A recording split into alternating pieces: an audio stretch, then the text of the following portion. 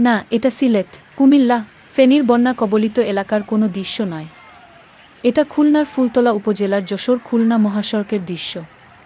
সামান্য বৃষ্টিতে এভাবেই তলিয়ে যায় পুরো এলাকা। এলাকার মানুষ এভাবেই দিনের পর দিন দুর্ভোগ পোহাচ্ছেন। বছরের পর বছর ধরে এই জলাবদ্ধতায় বিষিয়ে উঠেছে উপজেলাবাসী। জলাবদ্ধতার কারণে ঘন ঘন সড়ক দুর্ঘটনা ঘটছে অহরহ। ব্যবসায়ীদের থেকে চাঁদা আদায় করা হয় দেদারসে উচ্চ পরিমাণে। বারবার বাজেট পাশ হলেও দেখা মেলেনি কোনো পানি নিষ্কাশন ব্যবস্থার পদক্ষেপে।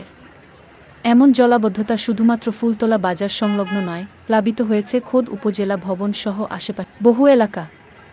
দ্রুত এর যথাযথ ব্যবস্থাপনার উদ্যোগ নেওয়া হোক, দাবি উপজেলার সকল স্তরের জনগণের।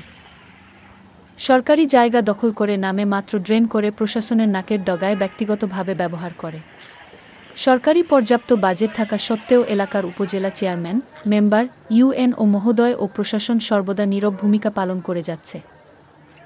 আসলে কি বাজেট সংকুলান হচ্ছে না, নাকি গরজ নেই? এত মানুষের দুর্ভোগের জবাবদিহিতা জাতি জানতে চায়। কিছুই কি করার নেই এই প্রতিকূল অবস্থার। তাই ইউএনও মহোদয় এর নিকট ফুলতলাবাসীর আকুল আবেদন, সরকারি জায়গাগুলো উদ্ধার করে ড্রেনের ব্যবস্থা করে এলাকাবাসীকে জলবদ্ধতার হাত থেকে রক্ষা করুন।